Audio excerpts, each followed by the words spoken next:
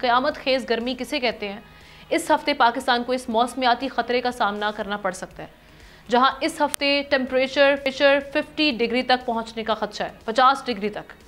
अमरीकी जरीदे Washington post ने खबरदार किया कि जनूबी एशिया खुसूसन पाकिस्तान के वस्ती और जनूबी इलाके गर्मी के आलमी रिकॉर्ड को छू सकते हैं, जो 2018 में नवाबशाह में रिकॉर्ड किया गया था।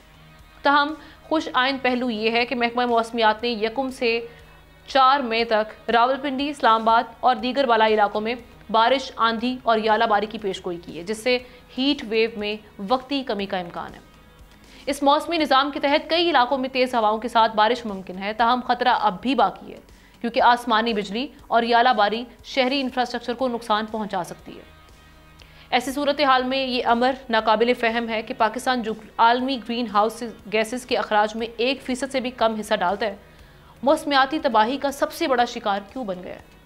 इस माहौलियाती नाइंसाफ़ी का हल सिर्फ बैनुल-अक़वामी माली मुआवनत और मकामी सतह पर फौरी इक़दामात में है।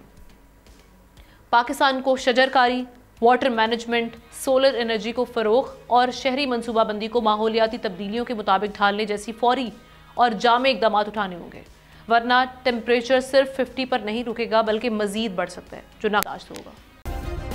सब्सक्राइब करें और बेल दबाएं ताकि कोई खबर रह न जाए।